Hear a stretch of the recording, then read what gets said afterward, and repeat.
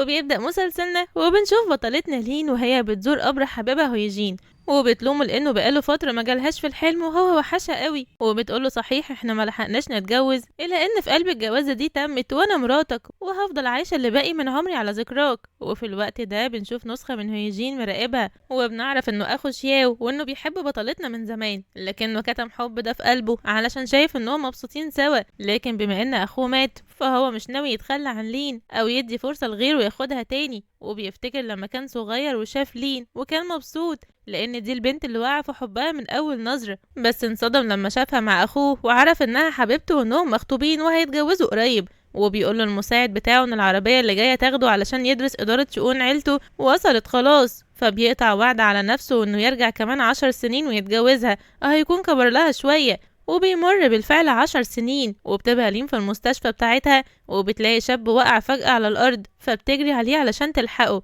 وبنعرف منه انه ما أكلش من 10 أيام بسبب وجع معدته. وأول ما بيبصلها عشان يطلب منها مساعدة بتتصدم لأنه نسخة من هيوجين، لدرجة انه لما بيغمى عليه بتنهار وهي بتندهله باسم حبيبها.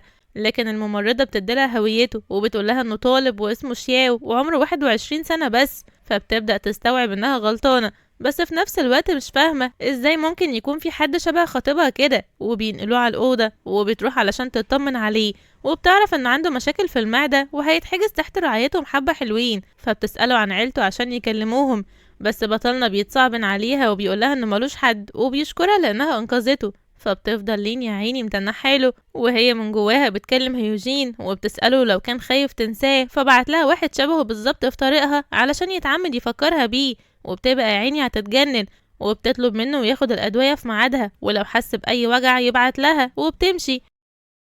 وتاني يوم وبطلنا بياخد علاجه بيلمح المساعد بتاعه لازق في الشباك زي العنكبوت، فبيوزع الممرضة بسرعة وبيقول له ايه اللي انت بتعمله ده، ما تدخل من الباب عادي. يا عم مش انت اللي عملت لي فيها وحيد شريد وقلت لها مالكش اهل، ادخل ازورك من الباب عادي ازاي وبصفتي ايه انا دلوقتي؟ صح معاك حق، المهم طمني عملت ايه في اللي قلتلك عليه. وبيأكد له المساعد ان ابو لين وضعه الاقتصادي واقع، وبيبقى ده اللي شياو عاوزه علشان بينتقم لها من عيلتها اللي ظلموها ورموها في الشارع زمان. واول ما بيسمع صوت بنتنا بيخلي المساعد بتاعه يجري ينط من الشباك قبل ما تشوفه، وبتدخل لين تطمن على وضعه زيه زي اي مريض، وبالمره بتساله قصدك ايه بانه ملكش عيله، يعني ملكش ولاد عم حتى؟ اشمعنى ولاد عم؟ انت محتاجه حد يساعدك في المستشفى ولا ايه؟ لا ابدا، اصلك شبه حد اعرفه جدا عشان كده سالت. ولما بيسالها شياو مين ده وهل هو حد مهم عندها ولا ايه، فبتفتكر لين انه كان اهم حد عندها وانه كان الوحيد اللي ليها في الدنيا، وبتقوله انه كان خطيبها اللي مات والشخص الوحيد اللي حبته في حياتها. وبيبان على شياو انه متضايق لانها لسه ما نسيتش اخوه ولو حتى شويه صغيرين، وده هيصعب عليه الموضوع اكتر واكتر. وبتلاقي لين رسالة جايلها من أختها بتعرفها إن أبوها طالب يشوفها، بس هي ما بتردش لأنها ما بتبقاش عارفة الناس دي بتخطط لإيه وعاوزين منها إيه المرة دي، فبتتجاهلهم. لكنها بتلاقي أختها جايلها المستشفى تتخانق معاها لأنها ما ردتش عليها وشايفة نفسها على الفاضي، وبتسمعها كلمتين وبتقولها إن باباها جايب لها عريس ومحدد معاه مكان، ولو ما راحتش الميعاد ده هيقفل لها المستشفى وتبقى تشوف بقى هترمي المرضى دول كلهم فين. واول ما بتشوف شياو بتقولها قولي كده بقى، انت مش عاوزه تروحي علشان لقيتي بديل شبه خطيبك اللي مات. فبتوضح لها لين انه مجرد مريض عندها، وعلشان تخلص من الفضيحه دي بتاخد منها العنوان وبتوافق تروح تقابل العريس ده. وبيروح شياو وراها وبيقول لها لو اهلك غاصبين عليكي تتجوزي ليه ما تتجوزيش. فبتضحك على كلامه وبتقوله انت وشك مميز جدا بالنسبه لي، بس ما تنساش انك لسه عيل وعندك 21 سنه، يعني لسه ما دخلتش دنيا. وبتلاقيه قام مقرب منها كده مرة واحدة وبيقولها انا كده دخلت دنيا اهو. فبتتعصب عليه بسبب اللي عمله ده، بس هو بيعتذر منها بكل براءة وبيقولها انه عمل كده لانه معجب بيها جدا وما قدرش يمسك نفسه. وما بتلاقيش بنتنا رد فبتسيبه وتمشي، وبيرن شياو على المساعد يحضر له العربية علشان يروح يشوف مين الحلو اللي محدد ميعاد مع حبيبته وعاوز يتجوزها ده. وبتوصل لين على المكان، واول ما بتدخل بتلاقي الراجل بيقفل عليهم الباب وبيقولها انه معجب بيها وانه مبسوط لانها وافقت تتجوزه. فبتوضح له لين انه فاهم الموضوع غلط وانها ما وافقتش تتجوزه وجايه بس تعرفه بده علشان يبعد عنها. وبتيجي تمشي بيشدها يرش في وشها مخدر ويرميها على الترابيزه، ما هو اللي مش هياخده بالذوق هياخده بالعافيه بقى. وبيوصل شياو على المكان وبيقول للمساعد بتاعه انه هيدخل يجيب لين من جوه، ولما يطلع عاوز يشوف المكان ده والع. وبتحاول لين تنقذ نفسها، فبتمسك ازازة تكسرها على دماغ الراجل وتحاول تهرب، لكنها علشان متخدرة ما بتبقاش قادرة تقف. وبيجيبها الراجل من شعرها وبيقولها احسن لك ما تحاوليش تهربي، كده كده هتكوني مراتي. فبتعوره لين بالازازة في رجله وبتطلع تجري، وهو بيطلع يجري وراها، وبيلاقي واحد من اللي شغالين في المكان بيوقفه، فبيأمره يجيب له لين على اوضته وهيضاعف له مرتبه، وكمان هيبقى يدوقها له، يعني السافل ما يعرفش ان اللي في وشه ده يبقى ابننا وهيوريه ايام سودة. وبيروح شياو يطمن بطلتنا انه مش هيسيبها، ولما بتسأله هو جه هنا ازاي بيتحجج انه لسه متوظف في المكان ده الصبح، وبيغمي عينيها وبيروح يكسح الراجل. وقتها بيكون مفعول المخدر بدأ يشتغل، فبيشيلها وياخدها على البيت. ولأن لين مش في وعيها وفي شبه كبير بين شياو وحبيبها، بتبقى بتخرف وشايفاه يوجين ومبسوطة لأنه رجع لها، وبتقوله انه وحشها جدا، وبتقوم شداه فوقيها على طول، وعينكم بقى ما تشوف الا النور. وتاني يوم بتصحى مصدعة ومش فاكرة حاجة، وبتلاقي شياو جنبها فبتتخض، وبتفتكر في ساعتها اللي عملته امبارح. وبتلاقيه كمان بيقولها دي المرة الأولى ليا، انت لازم تكوني مسؤولة عني. فبيجيب لها انهيار عصبي لدرجة انها بتلطش نفسها بالقلم، وما بتكونش مستوعبة انها عملت كده معاه او خلت حد غيرها يوجين يلمسها، وبتقوم جري. واول حاجة بتعملها انها بتاخد بعضها وبتروح تزور قبر يوجين وبتعتذرله على اللي حصل وهي منهارة على الاخر. وبتحاول صاحبتها تهون عليها وتقولها انه يوجين مات من 10 سنين وطبيعي يعني تعيشي حياتك، لكنها بتفهمها انها اقسمت ان مهما يحصل هي هتفضل مراته وشايلة اسمه، وحتى لو اتجوزت من واحد تاني فهتتجوز حد من عيلته ومن دمه، لان دي الطريقة الوحيدة اللي هتحسسها بوجوده جنبها. وبتفتكر صاحبتها ان يوجين كان ليه اخ اصغر منه اسمه شياو برضه، وبما ان شياو ده شبه يوجين جدا فده اكيد اخوه. لكن لين بتقولها ان شياو اخو يوجين سافر زمان بره البلد ومرجعش، والشخص اللي عندها ده ما بيحملش نفس لقب العيلة، وكمان ملوش اهل، يعني مستحيل يكون هو. وبيبقى شياو رايح يزور قبر اخوه وبيشوفها وهي هناك منهارة عليه ولسه منسيتوش، وبيسألوا المساعد بتاعه ليه ما يعرفوش الحقيقة ويتكلموا سوا. بس بطلنا بيبقى شايف انها لو عرفت انه اخو يوجين وان هو عاوزها هتعرف منه اكيد وهتبعد عنه، فالاحسن انها ما تعرفش ابدا لانه مش عاوز يخسرها. ولما بتمشي بيروح يعتذر لاخوه وبيقوله ان ده ما كانش غلط لين، انما غلطته هو. وبيعتذر له لانه بيحب لين من 12 سنة ومش هيقدر يتخلى عنها او يستسلم غير لما تكون ليه، وانه ما عندوش مانع مادام لين قادرة تتقبله فهيتخلى عن هويته باقي عمره ويفضل مجرد شخص عادي علشانها. وبيفضل مستنيها في المستشفى تدخل عليه، لكنه بيلاقي الممرضة هي اللي جاية، ولما بيسألها عنها بتقوله انها تعبانة وخدت اجازة يومين، فبيقلق جدا.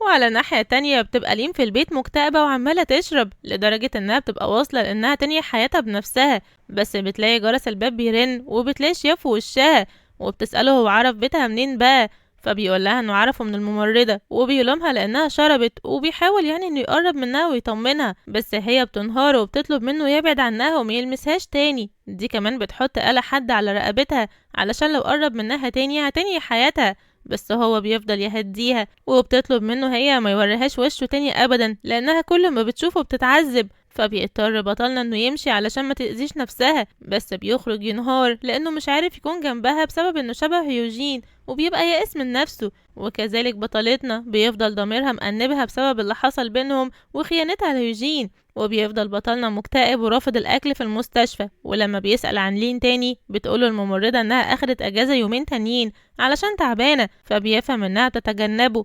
وبيلاقي الممرضة داخلة عليه فبيقولها انه مش جعان، بس بيتفاجئ بباباه وبيعرفه المساعد انه هو اللي اصر يجيله، بس ما تخافش يعني محدش شافنا واحنا داخلين. فبيقعد شياو بكل تناكة وبيقوله ايه اللي جابك هنا، ما بتستمتعش بتقاعدك برا البلد ليه؟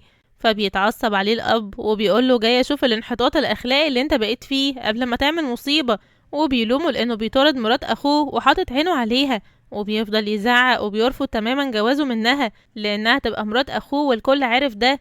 بس شياو بيتجنن عليه وبيقوله ان اخوه ما اتجوزهاش وانها كانت مجرد خطوبة، وسواء هو وافق او لا فهو هيتجوزها. ولما الاب بيعترض وبيهدده انه هيعرفها حقيقته وانه يبقى اخو يوجين، بيهدده شياو لانه دلوقتي رئيس العيلة وبكلمة منه يقدر ينهي كل اللي عمله من سنين ويوقع عيلتهم دي نهائي. وبتبقى ليلة كبيرة قوي سعادتك. وبتلاقي لين الممرضة بتكلمها بتطلب منها تيجي علشان في زعيق في المستشفى، واول ما لين بتوصل بتسمع صوت الزعيق وبتدخل تلاقي راجل بيتخانق مع مراته التعبانة، فبتلومه لانها مأكدة عليه ان حالتها مش متحملة اي توتر عصبي، وبيعتذر منها الراجل والموضوع بيخلص. ولما بتخرج بتلاقي الممرضة بتكلمها عن شياو وانه رافض الاكل بقاله كذا يوم، وهي مش فاهمة فيه ايه، ولو يعني تروح تبص عليه عشان هو بيسمع كلامها. بس لين بترفض وبتقولها ان هو كبير وعاقل وادرى بمصلحته سواء كل او لأ، فهي ملهاش علاقة بيه وبتسيبها وبتمشي. وبتبقى الممرضة مستغرباها، يعني مش من عادتها ما تهتمش بمرضاها،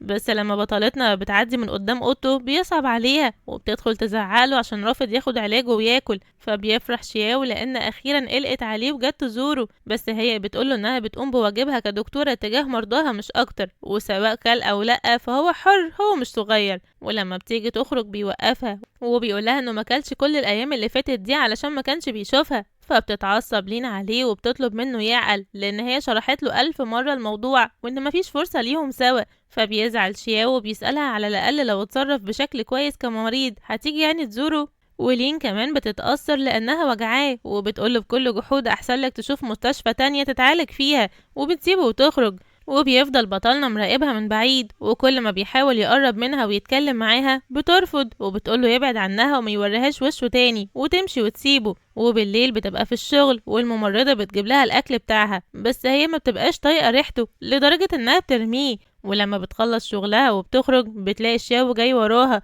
ومعاه أكل عملوها لها بنفسه، لانه عارف انها ما اكلتش. فبيتعصب عليه لين لانه ما بيسمعش الكلام ومش عاوز يسيبها في حالها وبيصعب الموضوع عليها. ولما بيقولها كل ده علشان انا شبه حبيبك اللي مات بتلطشه بالقلم على وشه وبتقوله يبطل الجنان اللي هو فيه ده، لانها زهقت من تصرفاته الطفوليه دي، وحتى لو كان شبه حبيبها فهو مستحيل ياخد مكانه، وبتسيبه وتمشي. وبترجع على البيت وهي معاها اختبار حمل وبتبقى متوترة جدا من النتيجة، وأول ما بتشوفها بتصدمها وبيجيلها انهيار عصبي لأنها بتطلع حامل من شياو، وبتبقى شايفة انها لازم تنزل الطفل ده بكرة. وفعلا تاني يوم بتروح الدكتورة علشان تحدد لها ميعاد عملية الإجهاض، بس الدكتورة بتقولها ان هي بطنة الرحم عندها ضعيفة، يعني لو أجهضت الطفل ده بنسبة كبيرة جدا مش هتقدر تخلف تاني. وبتطلب منها تراجع نفسها لان مش سهل اي ست عليها تاخد قرار زي ده وما تبقاش ام يعني، وبتطلب منها ترجع لولد الطفل هي كمان الاول. فبتخرج بطلتنا من عندها وهي مصدومة ومحتارة اكتر، بس طبعا يستحيل تعرف شياو انها حامل منه علشان ما يلزقلهاش اكتر من كده. وبتسألها بقى صاحبتها ناوية تحتفظ بالطفل ولا لأ، بس لين مش قادرة تستوعب ان الطفل ده من شخص غريب ومش من هيوجين، والموضوع ده بيبقى ضاغطها اكتر. وبتلاقي بقى شياو في وشها جاي يطمن عليها، فبتضغط اكتر واكتر وبيسألها هي خارجة من المستشفى ليه وحاسة بايه، وليه جاية تكشف اساسا في مستشفى تانية غير المستشفى بتاعتها، مع انها يعني دكتورة. بس هي ما بيبقاش عندها اجابة لاسئلته دي، وبتتحجج ان معدتها كانت وجعاها شوية وبس. وبيصمم بطلنا انه يوصلها على البيت، ولما بترفض ما بيهتمش برأيها اصلا وبيشيلها يركبها التاكسي وياخدها على البيت. فبتشكره وبتطلب منه يمشي ويحترم قرارها وما يبقاش أناني، بس هي بتتعب وبتبقى عاوزة ترجع، فبيشيلها الشاوي يدخلها البيت وبيجيب لها العلاج، وبيوعدها انه هيمشي بعد ما تاخده وترتاح. فبتاخده فعلا وبتقوله انها محتاجة تنام. وبيخرج ابننا وبيلاقي صورة لين مع هيوجين فبياخدها معاه. ولما بتفوق بنتنا بتلاقيه محضر لها شوربة وسايبها لها، وكمان بتلاقي الصورة مش موجودة فبتبقى هتتجنن. وفي الوقت ده ابو الشياو بيستدعي عيلة لين وبيتخانق مع الأب لأن بنته الغير شرعية بتحاول تغري ابنه التاني زي ما عملت في الأولاني. فبيحلف له الأب إنه ما يعرفش حاجة عنها ولا عن الموضوع ده، وبيوعده إنه هيأدبها ويبعدها عنه خالص. فبيقول له الراجل ان كان في اتفاق جواز بين عيلتهم زمان، فهو ما عندوش مانع يتممه دلوقتي، وبيبقى عاوز يخطب جيرو لشياو علشان يبعد بس لين عنه ويضمن ان علاقتهم تنتهي. وطبعا الاب وجيرو ما بيصدقوا حد يطول يناسب عيلة شياو، واول حاجة جيرو بتعملها هي انها بتروح لاختها الشغل علشان تبلغها الخبر ده وتتمنظر عليها وتضايقها، بس لين ما بتبقاش مهتمة اساسا. ولما بتلاقي اختها بتقولها انت بتغري الشياو ليه، مريضك مش مكفيكي ولا ايه؟ ما بتبقاش فاهمة هي وصلها الكلام ده منين، دي ما قابلتش حد من عيلة هيجين من ساعة ما مات. بس اختها طبعا ما بتصدقهاش، ولما بتتعصب لين بتبقى عاوزة ترجع، فبتفهم الحرباية انها حامل وبتفضل تتريق عليها علشان حملت من مريض عندها، بس لين بتنكر ده. والحمد لله بتلاقي الممرضة داخلة عليها بورد شيا وبعتهولها، فجيرو بتتأكد انها على علاقة بيه وبتفضل تضايقها، وبتقول ان اكيد بقى شياو لما يعرف انها حامل من مريض عندها هيقرف منها ويبعد عنها على طول، وبتبقى ناوية اول ما تشوفه تعرفه يعني. وبتحس لين ان ما ينفعش تصبر على موضوع حملها ده اكتر من كده، فبترن على الدكتورة علشان ترتب لها العملية في خلال 3 ايام. وبعد يومين بتروح جيرو علشان تقابل شياو، واللي بيلاقيها داخلة عليه وبتعرفه على نفسها، وان الاب مديها ميعاد النهارده وانها بقى خطيبته. بس بطلنا ما بيهتمش حتى انه يلف ويوريها وشه، وبيفهم ان علشان كده الاب بعت جابه. وبيلاقيها بتقوله انا عارفه ان اختي اغرتك، ما تنخدعش بيها، دي مش سهله خالص، وكمان اخلاقها مش كويسه. تخيل على علاقه بمريض عندها في المستشفى اصغر منها، لو خدت تقيله دي كمان حامل منه. فبيتصدم من خبر الحمل ده. ايوه انا عارفه انك مصدوم، بس انا رحت اقابلها وكانت تعبانه وعرفت انها حامل. فبيفتكر شياو انها فعلا تعبانه، وبيفهم ان ده علشان هي حامل. واول ما بتقوله انها هتسقط الطفل بيطلع يجري، لدرجه انها ما بتلحقش حتى تشوف وشه، وبيروح على المستشفى يسأل عليها وهو متعصب. فبيعرف انها واخده اجازه علشان هتعمل عمليه في معدتها لانها وجعاها. فبيروح جري على المستشفى اللي كانت فيها اخر مره، وبيغير هدومه في العربيه في الطريق علشان ما تشكش فيه. واول ما بيشوفها بينزل جري يطمن عليها، وبيقولها انه عارف انها حامل في طفله، وبيترجاها تسيبه وما تجهدهوش. بس هي بتصدمه بانها خلاص اجهضته فعلا، وان ما بقاش في حاجه تربطهم كده خلاص. فبينهار شياو من الصدمه والعياط، لدرجه انه بيصعب عليها. بس بتحاول انها تجمد قلبها عليه، وبتقوله ان دي كانت مجرد علاقة يوم واحد، فطبيعي يعني ما كنتش هخلف منك لانها ما بتحبوش، وبتسيبه وتمشي. وبيبقى شياو شايف ان لو فشل تخليها تحبه هيخليها تكرهه على الاقل، وهو يبقى عندها اي مشاعر اتجاهه. وبيصمم انه يوصلها على البيت علشان هي لسه مسقطة الطفل وتعبانة، ولما بترفض بيفضل ماشي وراها لحد البيت عشان يطمن عليها. وتاني يوم بتخرج تلاقيه مستنيها ومعاه اكل، بس هي بترفض تاخده وبتتجاهله وتمشي. ولما بتشوف طفل مع امه بيبان عليها انها حاسة بمشاعر امومة تجاه ابنها، وانها مقدرتش تنزله، بينما شياو بيفكرها حزينة على خسارة طفلها وما بيبقاش عارف حاجة. ولما بتخلص شغل بتلاقيه برضو قاعد مستنيها، ومهما تحاول تبعده بيلزق لها اكتر.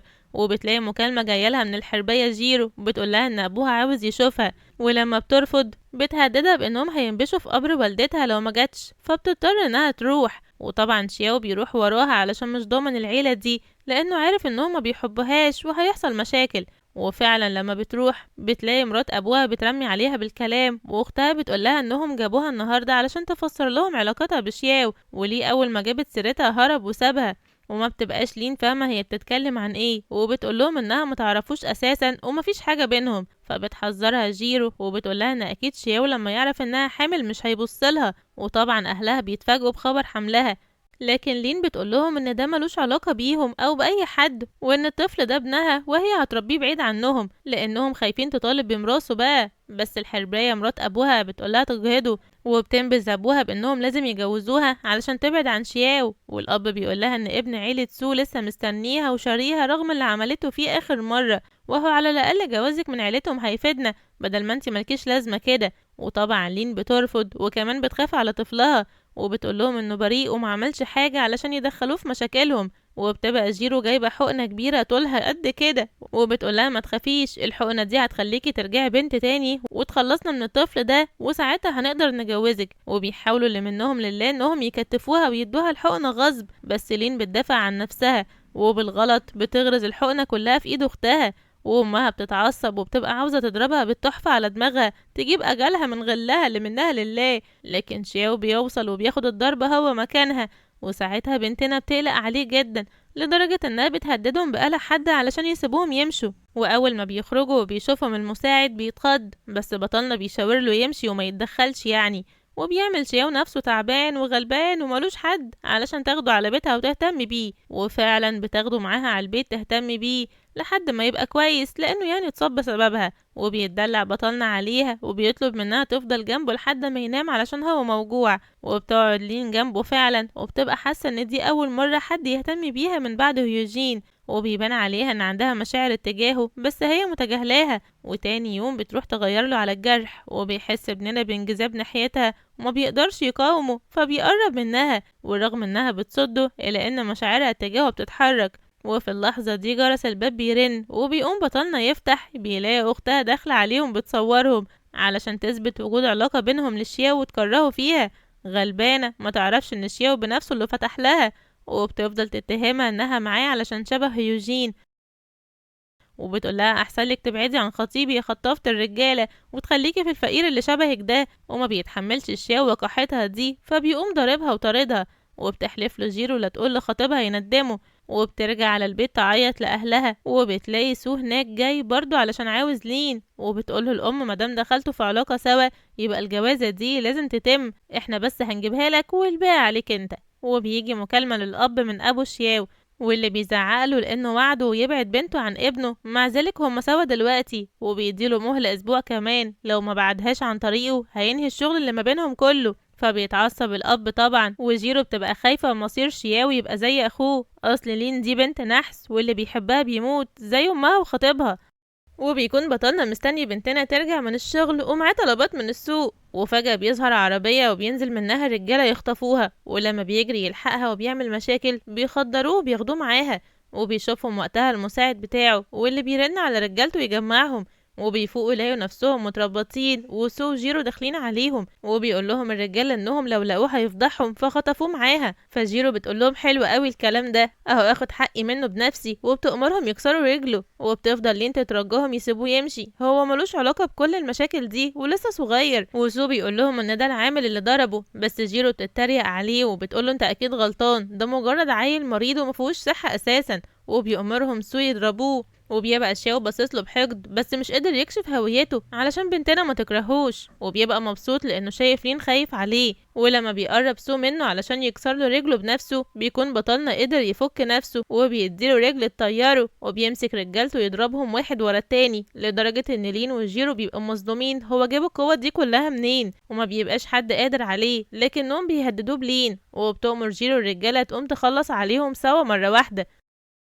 فبيدافع بطلنا عن حبيبته وبياخد الضرب كله هو لوحده، وهي بتبقى منهارة من العياط والخوف عليه، وبتفضل تترجاه يمشي ويسيبها لانه لسه صغير والمستقبل قدامه، لكنه بيرفض وبيقولها انه مستقبله ما يسواش حاجة من غيرها وبيحضنها. فبتعتذرله لانها كانت بتعامله وحش دايما، فبيقول لها انه كان السبب، وانه حتى لو هي ما حبتهوش فهو حبها دايما وهيفضل يحبها لاخر يوم في عمره. وبيعرفه انه مبسوط انه هيموت علشانها حتى لو هي ما حبتهوش. وهنا بقى اخيرا بطلتنا بتعترف له بمشاعرها، وبتقوله ان دي مش حقيقة، وانها ما تعرفش حتى هي حبته امتى، لكن الحقيقة انها بتحبه وكانت بتحاول دايما تتخطى مشاعرها تجاهه بسبب انحسارها في الماضي. وبيفرح شياو جدا وبيحضنها وهو تعبان، وبيحس انه مش هيقدر يحميها اكتر من كده، فبيعتذر لها لانه علشان يحميها لازم هي تكرهه. وفجأة بينده على المساعد بتاعه وبيدخل عدد كبير من الرجالة يحاصروا سوب رجالته، وبتبقى جيرو مش مصدقة نفسها، وازاي مريض زيه عنده كل الرجالة دي. وبتبقى كمان لين مصدومة. وفي الوقت ده بيقول لها المساعد بتاعه بكل استفزاز غريبة، يعني عمالة تقولي انك خطيبة شياو وحتى جيتيله البيت وانا كنت هناك وما قدرتش تعرفي لا على خطيبك ولا عليا. فبتتصدم جيرو لما بتعرف ان ده شياو الابن التاني لعيلة هيوجين، بس اللي بتتصدم اكتر منها هي بنتنا. وبتسأله لو كان فعلا اخو هيوجين الصغير، فبيتأسف لها لانه خبى عليها وبيفقد الوعي في حضنها. وبتفضل لين جنبه طول اليوم في اوضته تهتم بيه ومستنياه يفوق علشان يفهمها حاجات كتير. وبيدخل عليها المساعد بتاعه وبيطلب منها تروح ترتاح، دي بقالها اسبوع قاعده جنب شياو، ولو صحي ولقاها تعبانه كده اكيد مش هيبقى مبسوط، بس هي بترفض تتحرك من جنبه قبل ما تفهم منه كل حاجه. وساعتها بيقولها المساعد بتاعه ان شياو عمل كل ده علشان بيحبها، وبيطلب منها ما تسيبوش لما يفوق، لان ده ممكن يجيب اجله فعلا. هو اتحمل 12 سنه علشان بس يكون جنبها. فبتتصدم لين وبتبقى مش فاهمه 12 سنه ايه دول اللي بيتكلم عنهم، فبيعرفها كل حاجه. وبيقول لها ان شياو وقع في حبها من اول مرة شافها فيها في بيتهم، لكنه لما عرف انها حبيبة اخوه داس على قلبه ومشاعره دي علشان خاطر سعادتهم. وعلشان كده حتى لو بتكرهه ما تقولوش ده في وشه، لانه مش هيتحمله وصحته مش كويسة. وما بتبقاش بنتنا مستوعبة اللي بتسمعه ده. وبيفوق شياو يلاقيها نايمة على نفسها من التعب جنبه، وبيبقى خايف جدا من مواجهتها لانه عارف انها بتكرهه جدا دلوقتي. فبيقوم من غير ما يحسسها وبيخرج من الاوضه، ولما بتفوق لينا وما بتلاقيهوش جنبها فبتقلق عليه جدا وبتخرج جري تدور عليه. واول ما بتشوفه بتطلع جري تحضنه وبتقوله انها خافت احسن يكون حصل له حاجه، وبيسألها لو كانت بتكرهه دلوقتي، فبتقوله اشرح لي الأول كذبت عليا ليه. فبيقولها انه ما كانش قدامه حل تاني، هو عارف ان الموضوع وحش جدا، لكنه عارف برضه انها بتحب اخوه قوي، ولو كانت عرفت حقيقته كانت هتكرهه وتبعد عنه وتفكره يعني شخص منحرف. فبتقوله لين انت عارف اني كنت مجنونة اكتر منك، واني حبيت اخوك لدرجة اني رفضت احبك علشان كنت عاوزة اتجوز حد من نفس عيلته ودمه علشان احس بوجوده جنبي دايما. وبتعتذرله لانها كانت انانية اكتر منه، بس هو بيعرفها انه ما عندوش مانع يكون بديل لهيوجين طول ما هي هتفضل معاه وما تسيبهوش، لانه حبها لمدة 12 سنة، ولو اتخلت عنه دلوقتي قلبه هيتكسر، وبيكون خايف ومنهار وهو بيتكلم ومتوقع انها ترفضه في اي لحظة. لكن بنتنا بتهديه وبتقوله انه مش محتاج يكون بديل لهيوجين، لانها في الحقيقة حبته فعلا، حبت شياو من غير ما يكون اخو هيوجين او من قبل ما تعرف انه حتى من دمه، وبتشكره لانه حبها وما تخلاش عنها رغم كل محاولاتها في انها تخليه بعيد. وبتمسك ايده وبتعرفه ان طفلهم كمان بيشكره لانه ما سابهاش تربيه من غير اب. وبيفرح شياو جدا لانها ما تخلتش عن ابنهم زي ما قالت له، وبتبقى لحظة مليئة بالرومانسية والسعادة لولا المساعد اللي بيجي يقطع عليهم اللحظة دي. وبيقوله كبير العيلة مستنيك في البيت، وبيروح شياو ومعاه بنتنا، واللي بتبقى قاعدة متوترة وخايفة من رد فعله، وهو بيبقى متعصب وبيقوله انا مش قلتلك تبعد عن مرات اخوك. فبيطلب منه شياو يوطي صوته علشان ما يخوفش حفيده، وبيتصدم الراجل لما بيعرف ان لين حامل، وطبعا بيتهمها انها اغرت ابنه وحملت منه علشان تدخل عيلتهم بعد ما اخوه مات. فبتعرفه لين انها بنت غير شرعية، بس هي ما اختارتش ده، وانها زمان حبت هيوجين ودلوقتي حبت شياو من غير حتى ما تعرف هويته، وانها مش هتتخلى عن حبها، كفاية اللي خسرته زمان بسببه. ولسه الاب هيعترض بيدافع شياو عنها، وبيلاقي المساعد بتاعه وداخل يقوله تم يا ريس، عيلة لين كلها اعلنت افلاسها وجيرو وسو اترموا في السجن. فبيبص شياو لابوه وبيقوله لو ما بطلتش تتدخل في حياتي انت كمان هتحصلهم، وبقى وريني بقى الستات اللي لممهم حواليك دول هيجيبهم منين وانت مفلس كده، ويلا بقى اتفضل من غير ما ترود. فبيمشي الاب وهو على اخره متعصب، وبيبص بطلنا لبنتنا ويلا على السرير يا هانم علشان تنامي، ورانا مكتب بكره نروحوا بدري. مكتب ايه ده كمان؟ مكتب الشؤون المدنيه علشان نتجوز. ولا انا بعد كل ده مش هتجوزك ولا ايه؟ وبيقوم شايلها على الاوضه.